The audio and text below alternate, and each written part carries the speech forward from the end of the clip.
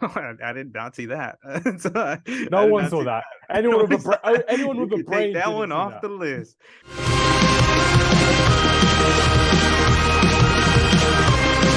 Do you know my theory? I think Man United players are preparing for being that bad after the World Cup, so they're starting to prepare the fans now. That's why they're so bad. I think it's a Ten Hag masterclass right there. They're going in lazy and lackadaisical and lacking energy and not running or anything as well. Or it could be the exact opposite. Do you reckon after the World Cup, Man United could come back and they'll be Man United will turn up. They'll turn up. That's my hope. Like Pogba in that 5-1 win against Leeds, and Bruno Fernandes come back from the Euros and they're just like, yeah, we're going to do it straight away. And Harry Maguire coming back in after the Euros as well. It could be crazy to see how it goes. Don't even mention his name anymore. We're gonna talk about Man United, but we're not going to be talking about the devilish Harry Maguire because I feel like he's just overdue his captaincy being stripped of him, and he needs to be stripped of playing for Man United. Even mention there were 5 subs against Brentford, right? And not one of them was Harry Maguire being subbed off, which is not even considered. Yeah, and he took off, it wasn't even considered. Wrong defender. He took off defender. He took off Lisandro Martinez. Yeah, when he didn't even put a foot wrong. Lisandro Martinez only got beaten in the air, and he got beaten on height and strength. But you can't blame his genetics on that because he was the better goal. That third goal wasn't even his fault. If Maguire got his head to the ball on the first hit, he would have cleared it. But it's insane how people love to jump to the Martinez conclusion because it's small. But if the position of Maguire was right, if he was with an adequate centre-back partner, it's crazy because it shows how people are like, I get why people are angry because people are like, oh yeah, Martinez, he got bullied by Tony. He did, but his centre-back partner should be partnering him and backing him up properly. But he didn't. And that's Harry Maguire's a wimp, man. He's such a wimp. And I love the fact that he's our captain and he is the way that he is. He's like that kid in the playground who's like, oh, I'll get my big brother to beat you up if you pick on me again. And then he gets beaten up and his big brother never comes to help him. There might be a hidden message in there as well. But he literally even after the game, it's like he didn't even he applauded the fans off and he didn't even go to the fans. He turned around and walked back down the tunnel again. It's crazy. And being a captain, you'd expect him to come out after the game and talk. But no, he hid. He hides a lot. He really does hide a lot, Harry Maguire. And I think it's fully time. If Ten Hag hasn't realised it now, even if you start Lindelof and Martinez and Varane and Lindelof, you can't start Maguire in this. I'm thinking Ariel and all these other rival fans are just laughing at us. And rightly so, because we are a shambles. We're the same colour as this damn Spotify logo, for goodness sake. So it's awful to see that we're playing like a bunch of what did I say on the weekend? I said it. We were looking like a bunch of like construction workers with their high visibility jackets on as well. Awful to see. Directing traffic, exactly. We were directing traffic to our own goal because that's how it was. We're like, yeah, just come on and score. No, but they weren't directing any traffic. They were just stood there lifeless. They're like, I will say this though. I feel like Brentford though is like, I think that, I mean, that was our first game last season and they smacked us up. We got hit like a fucking freight train, hit us. So like, I think that that's an underrated like stadium right now, like an underrated like team to go play against, like especially in the first half of the season. I think like they looked like they're super amped up and it's not an easy place to play. And then you're throwing in teams that are just not ready, like the way Arsenal was last year and the way Manchester United are this year. I mean, it's just not a good mix. I think what worked well with Brentford. Sorry, carry on. You could say that Brentford were super awesome on Saturday, but on the other hand, Man United made them look that good. I think they are going to grow this season as well because I've predicted them to be finishing probably bottom half, but top of the bottom half.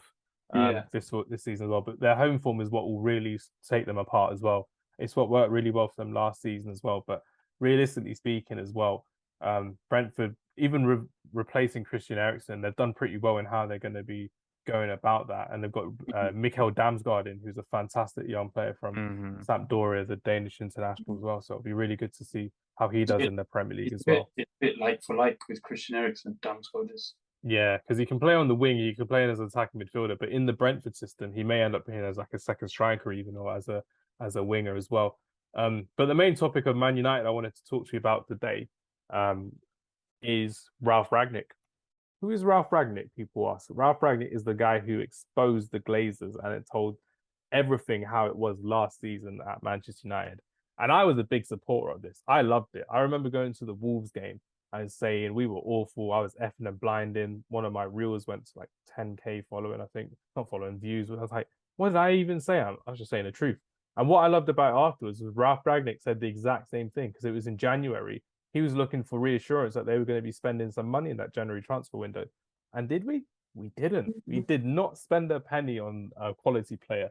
We saw the likes of Luis Diaz, who Ralf Rangnick wanted, go to Liverpool. We saw the likes of Dusan Vlahovic, who Ralf Rangnick wanted, go to Juventus. And then we saw Dennis Zakaria, who also Ralf Rangnick wanted from Gladbach, go to Juventus as well. So we were just kind of there like, okay, what there was another player as well, Ricky Alvarez, that went to Man City.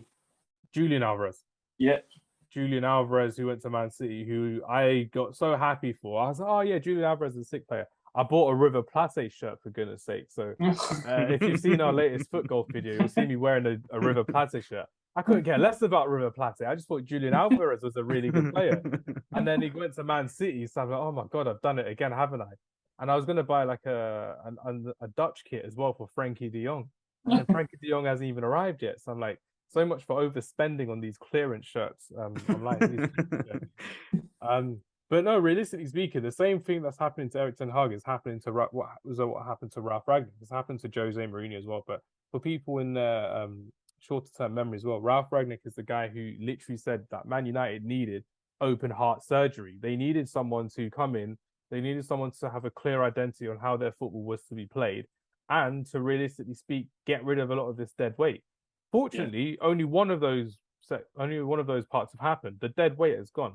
But at Manchester United, as Adil and I will know, most of the team, like 99%, is dead weight. Dead weight is still in that starting 11 that played against Brentford. Dead weight is still going to be against Liverpool on Monday night as it comes up as well. And it goes to show how they don't even listen to their new manager and the way that they wanted to play. They try to play his way. They don't succeed in the way that he plays, and they did the same with Ralf Rangnick. If you guys remember, that's the thing. They don't even play the way that he wants them to play. They didn't even listen to that on Saturday. Like, I think after that Eriksen mess up and that De Gea mess up, they're like, no, we'll just go back to the old way that we play instead of trying to actually listen to what the manager wants, what Erik ten Hag wants. And it all looks so bad for Erik ten Hag, and I feel for the guy. I really, really do. Like, it's not even his issue because he was probably given assurances when he came into the club that he'd be able to reform this team to his liking, to get in the players in that he wants. He hasn't been able to sign Anthony. He hasn't been able to sign Frankie de Jong. He hasn't been able to sign some of these players that he's really wanted. And some of these players that he needs to get rid of haven't been sold. They haven't been getting rid of as well. But one thing I don't really like, sorry, I'm kind of rambling on a bit, is the fact that the warning signs were already there for Man United. And it's not just from the fans complaining about Glazers out all the time. It's about how Ralf Rangnick has said to these guys, look, this team is not how we want to play. They are not playing the way that I want to play. When you bring in a new manager, they have to play the way that he wants to play. What's the point of having players from Sir Alex Ferguson's days, the players from Louis van Gaal's days, from Mourinho's days, Solskjaer's days, and it's crazy. You got 4 or 5 different managers. I know no one's from David Moyes' era. That was only Mata and Fellaini, if I remember correctly. But let's go to Ariel first, actually. What do you think from the outside in? Do you think it's just a bunch of Man United fans whining and complaining all the time because we're bad? Or do you think there really is a lack of identity on this pitch for Man United to actually like even just follow behind, just in general, to say, yeah, we may have lost against Brentford, but at least we saw what we wanted to do. We saw the players gave a damn. Or do you think there's a lot more into this for you? I did not see that. No one saw that. Anyone with a brain, take that one off the list because that is not what I saw with your players. Yeah, I'm curious as I'm hearing you talk. I'm like, I wonder who on the field or on the pitch was like, let's go back. Come on, guys, this is not working. Let's go back to the way that we used to play. And I wonder who that player is or who made that decision. So that'd be something. Two words. Harry Maguire. Oh, you think it was Harry Maguire? I think it's Harry Maguire, and I think it's Luke Shaw, because they can only play a certain type of way. That's why they do so well for England, and that's why they don't do well for Man United, because when they play for England, they play in a back 5. So Luke Shaw has all the freedom. He has less defensive responsibility and has got a bit more space to actually go up and down the wing. there's more responsibility on him going up and down the wing for Man United, because sometimes the winger, Marcus Rashford, has to go infield, so to take away the fullback. But Luke Shaw can't handle two players on one. He can't take on a man properly as a fullback as well. He can't dribble past them as much. And Harry Maguire, again, playing in the back five for England, he has two extra people supporting him as well. So if Man United were to play five at the back with Harry Maguire against Liverpool, for example, it's because Erik ten Hag doesn't trust him. And he has to compromise on what his style of play is to suit Harry Maguire's style of play. To have Varane one side, Martinez another side, or Lindelof one side, whoever it is. And it's embarrassing to see, because sometimes you'll see Harry Maguire just loaf the ball forward, or he'll kick it out of play. Even in the Brentford game and in the Brighton game as well, when we're playing out from the back, just losing the ball. He's trying to head it. You know, when the ball comes to you, Errol, when you've got space around you, like, you've got no one within like 5 feet of you. He heads it over the player who is meant to pass it to. And you're seeing Bruno, you're seeing Ronaldo, you're seeing even Sancho saying, just chest the ball down, take it down. Yeah. He doesn't do it. He'll be a hero. Yeah, there's no need to be a hero. He'll just yeet it down the ground. It's embarrassing. And you're just like, this is our captain as well. So, back to what you were saying in terms of how we default back. I mean, the team feels disjointed. I think, like, while there is a lack of identity, I do feel like there is like a lot of disjointment in the team. I think that, the defense doesn't really seem in contact with the front line. There were many times in the game where Cristiano felt like, at least to me, like it seemed like he just wanted to just like, I need to do something, and like just a growing frustration of like, I need to just do something, and people were just throwing it to him, and he was trying to get there, try to do what he can, and there was no real ideas going forward, and I think that's been the case for all of last season, and these two games that we've had this season as well. It's like he looks to the back when they have the ball, and he's like, please, in some way, make it come here, Yeah, please. Just in some way. What he then does, he then comes back into midfield. Yeah. He gets the ball. He'll then pass it to someone else, but there's no outlet for them. And then they rather lose possession, or they have to pass it back to the keeper. There's no real way of going forward, because the guy who you want as your number 9, as your striker, is playing as a right centre mid, because no one can get the ball out to right centre mid. So he has to create an extra, he has to take an extra man away from him by coming into midfield. And it's quite worrying to see how, especially if we were to do this against Liverpool, how we're going to look to kind of counter-attack on this side, how we're going to look to progress past this side as well. But it's really sad to see, because it looks like it should have been done and dusted earlier in this summer window to get a centre defensive mid. The insistence on Frankie de Jong has been embarrassing from a Man United point of view as well. And it's one of those where you're looking at some of these teams around Europe. Like I said, the last 2 weeks, even before that, Paulina from Fulham, and I know Adela said this as well, is not a Fulham player, Ariel. He's a top 4, top 6 player. He could have done a job at Arsenal, for goodness sake. He would have been in your starting lineup. But there's another player. He won the Sporting. Nunez as well. Yeah. Mateus Nunez. Both of those two, they won the Premier Liga in Portugal 2 seasons ago with Sporting Lisbon, and that was their main midfield as well. Those two and Brancaga, I think, were their main midfielders, and Goncalves was there as well as a winger. But that was their main midfield, really, Ariel. So in terms of Sporting Lisbon, they sold 2 of their best centre midfielders for a healthy profit. And I think if Man United had capitalised on it, with the likes of Bruno, Ronaldo and Dalot already there, it would have been a good signing for us as well. But fortunately for Arsenal, you've got Vieira coming in when he's back from injury. He'll be a good attacking midfield alternative to Odegaard as well. Even playing as an 8 would be really good for you guys as well. But who did Man United get? We got Christian Eriksen. And I love Christian Eriksen to death. Don't get me wrong. Yeah. That's a bad word to use, death. But I love Christian Eriksen so much. He's been a fantastic neutral player for me to watch over the years. But you can't hang your hat on him. You really can't. He's not a player that they've brought in to play in that position. Exactly. That's the thing, right? Is like he looked out of place. Like that setup that De Gea gave him the ball. Like it was such a bad setup. He had no. There was no outlet. There was nothing else that he could have done. So it's just a bad setup for Lisandro Martinez. It's a bad setup for Eriksen. I would say it's even a bad setup for Sancho, like for Rashford. Like it's just such a bad setup for everybody because like Lisandro Martinez, like I'll say this, right? Lisandro Martinez, to me, like, I don't know. I haven't really seen him play that much, but Ten Hag obviously likes him. But I think he's also banking on that the whole team's gonna play his style, right?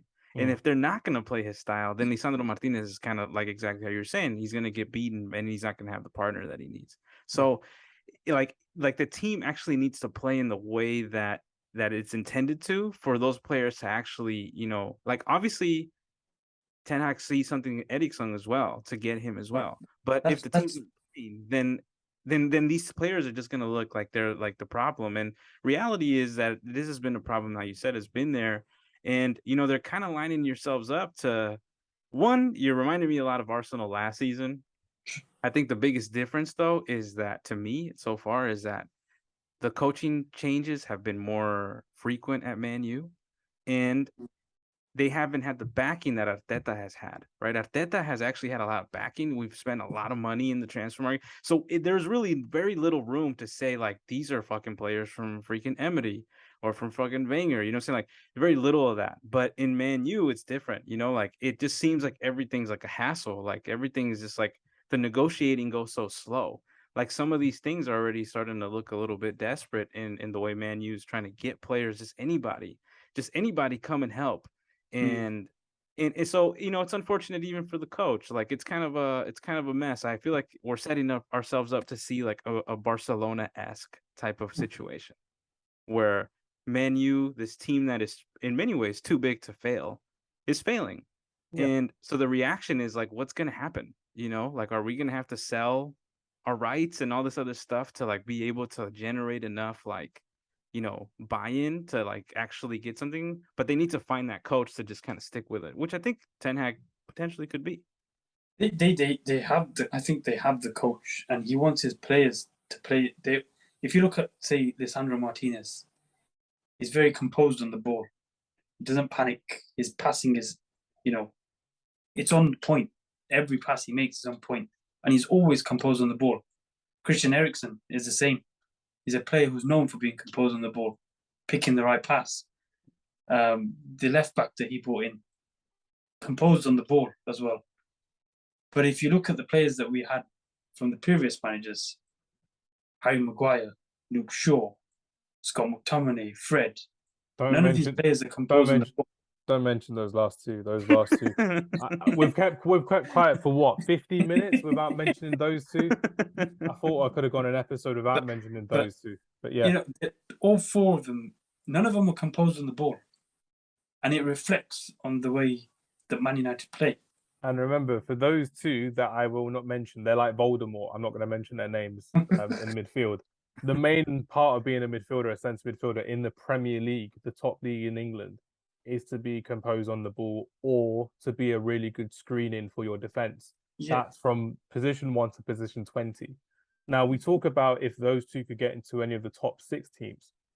What teams would they get into in the top 10, the top 15 as starters? Of the Premier League?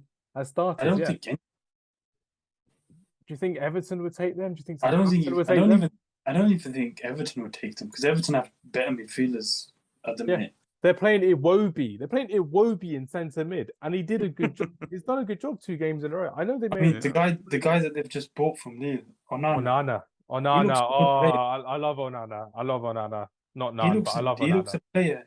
He's strong. He's such a good player. Composed on the ball. He's going to be a good player for Belgium at the World Cup. If he gets selected, I think he'll be a really good player for Belgium at the World Cup. He was good for Lille in the Champions League when I last saw him last season. What a player to watch! And Lille is a place where, despite Nicolas Pepe not really doing that well, Ariel is a good team, like kind of like RB Leipzig and Benfica, when they're bringing through a lot of good young players. And there's somewhere where we're meant to be panic buying, like we're meant to be panic buying for Casemiro and Rabiot. Why not panic buy at one of these smaller clubs that don't have big wages on their books for some of these players? And you're seeing the likes of Everton, the likes of Wolves, the likes of Nottingham Forest, even signing some of these big midfielders that are going to be good for them as well. And you're kind of worried that who is actually making these big signings? Are these Ten Hag signings? Are these scout signings? Are these just management signings? It's quite embarrassing to see. And we speak about this every single year on this podcast. But it's quite worrying to really see how Man United can progress forward. And that's